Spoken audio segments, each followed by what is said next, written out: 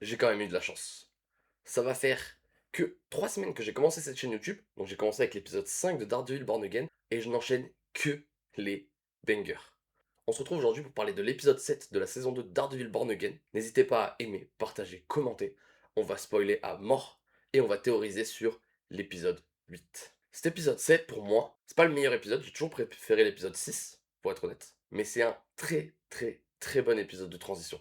On retrouve du coup Karen qui a effectivement été arrêtée. Bon, ça on le savait, en même temps il n'y avait pas de suspense. Mais ce qui est fou dans cette histoire, c'est qu'elle a été arrêtée, oui, mais elle n'a pas été mise dans la cave de Fisk.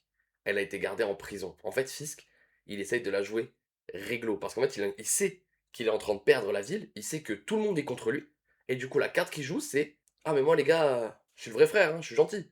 Hop, regardez, je la mets en prison, je la traite bien, coup de téléphone, nanana. Bon, entre 2 secondes, il l'attrape, il l'étrangle et il a deux doigts de lui péter la nuque. Mais, bon gars, bon gars, bon gars, bon gars. Et du coup, on se dit, wesh, mais comment il va faire, Matt? Comment est-ce qu'il va faire pour la sauver? Enfin, ça va être trop dur, parce que là, maintenant qu'elle est en prison, légale, il peut pas débarquer. Et en fait, s'il débarque, il va donner raison à Fisk. Et c'est là qu'ils sont très forts. Et encore une fois, c'est là qu'ils prouvent que cette saison 2 d'Daredevil Born Again est plus une saison 4 Netflix qu'une saison 2 de l'horrible saison 1. Ils ont ramené Brett. Brett, pour ceux qui savent pas, c'est le policier qui est en fait leur allié dans toute la série Netflix. C'est le premier, je crois, que Daredevil sauve, et ensuite il crée un lien comme ça, et lui monte en galon, et en fait ils travaillent ensemble. C'est le premier flic à vraiment travailler avec Daredevil. Je crois que c'est lui qui emmène Karen dans cette prison-là, pour que du coup il puisse avoir la main un peu dessus.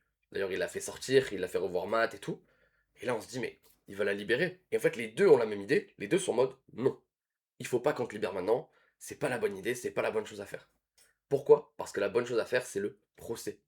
Et en fait, si on se rappelle bien dans la saison, il y a déjà un procès, il y a déjà eu un procès, le procès de Swordsman. Et en fait, ce procès-là, il était biaisé. Le rapport psy de Heather était pas bon, le proc était totalement à charge, et les juges étaient déjà sûrs de le condamner. Là où c'est ultra, ultra, ultra bien joué, c'est-à-dire qu'en fait, ils savent que le procès, il n'y a pas de jury. Donc, dans tous les cas, le procès, il est cuit d'avance. Donc ils vont se servir de ce procès comme tribune. Et si on regarde bien comment c'est monté, comment c'est montré, vu qu'ils savent qu'il y a des caméras partout, que tout le monde va être scotché à sa télé parce que Karen Page, la personne ultra recherchée, enfin peut-être condamnée, bah du coup, ils vont s'en servir. Et là, il y a l'avocate qui arrive, bah, qui a fait son speech, le procureur a fait son speech ultra à charge, elle fait son speech en disant qu'est-ce que les justiciers, tout ça, tout ça.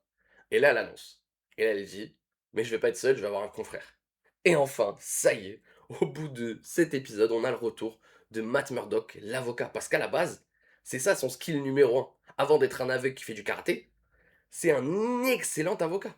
Et d'ailleurs, on le voit. Quand le proc voit Matt Murdock arriver, son visage se liquéfie. Quand l'unité d'élite voit Matt Murdock arriver, ils sont abattus parce qu'ils savent que c'est filmé, ils ne peuvent pas intervenir. Le mec qui recherche le plus, il est devant eux, devant les cams, et surtout, il va les interroger. Et le pire, c'est que du coup, quand il les interroge en tant que témoin, il n'y a pas de témoignage.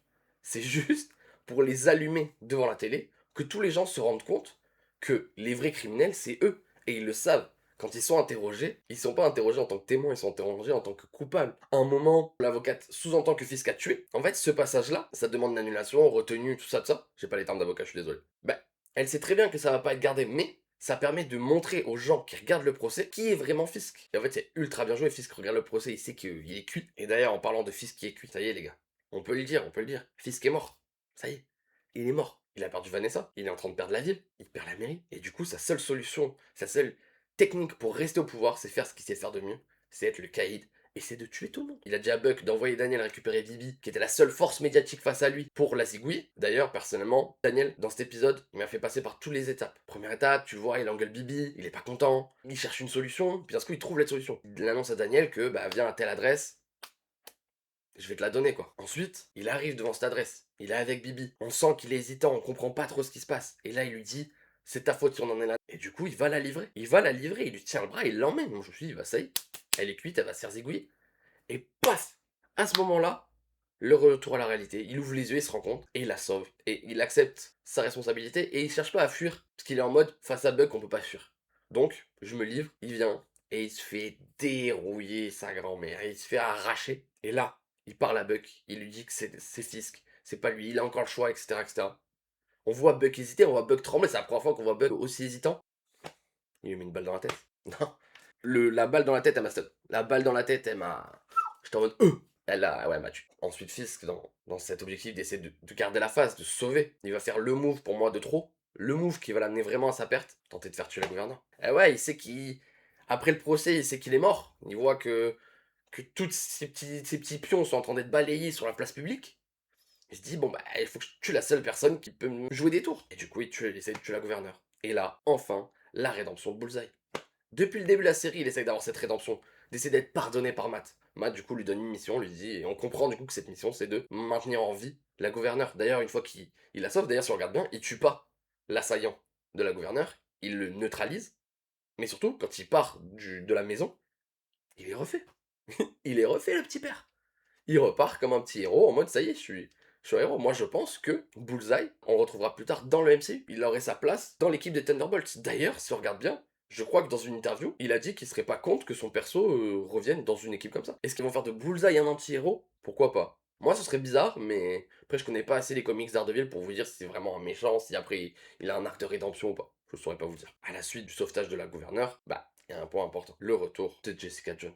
Parce que pour ceux qui n'ont pas vu, enfin, normalement si vous êtes là, c'est que vous avez vu l'épisode, Jessica Jones, du coup, parle avec Matt, puis ensuite part parce qu'elle veut aller protéger sa fille. Sous-entend qu'elle ne reviendra peut-être pas. Le procès se passe, Matt sort du procès, il est escorté par les policiers, les bons policiers, enfin que des bons policiers d'ailleurs, et évidemment l'unité d'élite qui vient de se faire humilier en 4K Ultra HD.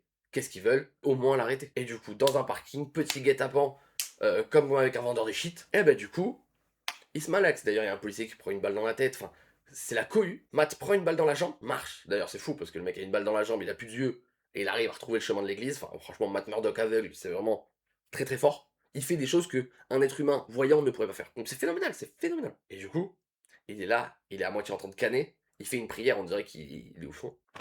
Jessica Jones revient. Jessica Jones revient, elle sera là pour le final. Et d'ailleurs, on va parler de ce final. C'est le petit instant théorie, les gars. C'est le petit instant théorie. Et en fait, j'en ai deux d'histoires. J'ai une théorie pour le final, et j'ai une théorie pour la saison 3. On va commencer par la théorie du final. La théorie du final, pour moi, Karen va gagner son procès. Parce qu'en fait, je pense que la juge, à l'époque déjà du procès de Swordman, si on regarde bien, elle était déjà un peu ambivalente. Je vais placer ambivalente. Elle était un peu le cul entre deux chaises. On va dire qu'elle savait que Swordsman était innocent, mais en même temps, elle avait trop de pouvoir autour d'elle pour le juger non coupable. Et là, cette tribune, ce moment où elle sait que Fisk est en train de tomber, où elle a conscience de ce qui se passe autour d'elle, pour moi, elle va faire son move d'héroïne à son échelle. Elle va déclarer Karen non coupable. Et à ce moment-là, Karen sera non coupable. La gouverneure va sauter Fisk de la mairie. L'opinion publique va se retourner contre Fisk. Fisk ne sera plus vu comme le maire Fisk, mais comme le caïd. Et c'est là que lui et son unité d'élite, parce que l'unité d'élite c'est pareil, ils sont envoyés par Fisk, mais sans Fisk, c'est des criminels, concrètement. Pour moi, ils vont envoyer un dernier assaut, toutes les forces dans la bataille, pour tuer Matt. Et pour moi, cette dernière force dans la bataille, ça va inclure le retour de Jessica Jones. Et encore une fois, je pense qu'ils seront là. Ça va inclure le retour de Luke Cage à Iron Fist. Oui, je suis peut-être délu, parce que là, il n'y a pas trop d'éléments pour qu'ils reviennent. Surtout que Charles nous dit qu'il est à l'étranger. Et j'ai envie d'y croire, j'ai envie d'y croire. J'ai envie d'y croire. J'ai envie de croire à Charles qui veut aider Jessica Jones et les rappelle. Je sais pas. Dites-moi en commentaire si je suis délu, je suis peut-être délu. Peut-être je suis délu. Et j'y crois, j'y crois. J'y crois. Et pour moi, ça finirait comme ça, et en fait, ça finirait un peu à l'instar d'Harry Potter. T'avais un peu Voldemort et Harry Potter, un peu le Matt et Wilson, c'est un peu... L'un ne peut vivre tant que l'autre survit. En fait, j'ai l'impression qu'il y a un peu cet arc-là, mais est-ce que l'un des deux vont mourir? Je ne pense pas. Malgré tout, je pense pas que Wilson va mourir.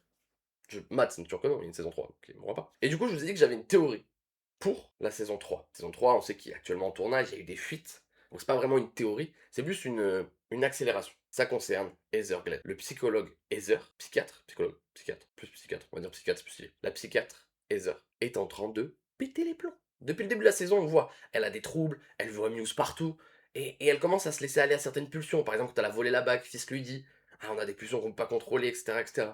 Quand elle étrangle Buck, on voit qu'elle étrangle Buck, wesh, elle lâche pas. Et en fait, on sent qu'elle est prise dans ses pulsions, qui amuse dans sa tête, mais un peu une sorte de syndrome de répétition, tu sais, quand t'es agressé par quelqu'un, et qu'en fait cet agresseur est tellement rentré dans ta tête que tu deviens lui. Je pense que Heather Glenn, à la fin de cette saison, je pense même que ça peut même être la dernière scène de l'épisode 8, Heather va tuer pour la première fois, et va réenfiler le costume de Muse. Et je pense que on verra ça à la fin de cette saison 2. Je pense que son premier meurtre, le premier moment où elle lâche tout, quand elle met les tartes à Karen, on voit qu'elle a une sorte de plaisir, un lâcher-prise assez fou. Bah pour moi, elle va tuer quelqu'un, et je pense quelqu'un d'important. Est-ce que c'est Brett? Est-ce que ce serait l'avocate? Est-ce que ce serait même Karen? Karen, j'y crois pas trop parce que ils ont eu tellement de critiques en tuant Foggy, à juste titre, que s'ils tuent Karen maintenant, alors qu'en vrai elle a pas été là quasiment de la saison 1, et elle est vraiment de retour dans la saison 2, ce serait une très mauvaise idée, selon moi. Mais je pense qu'elle va tuer quelqu'un d'important,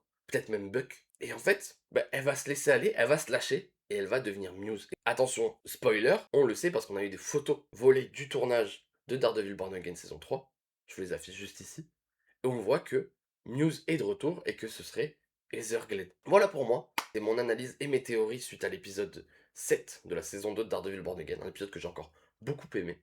N'hésitez pas à aimer, partager, vous abonner, laissez un petit commentaire sur ce que vous avez pensé, comment vous pensez que le final se passera, est-ce qu'il y aura les Defenders? À vous de me dire en commentaire. On se retrouve la semaine prochaine pour une nouvelle vidéo. Merci à tous, c'était Axel.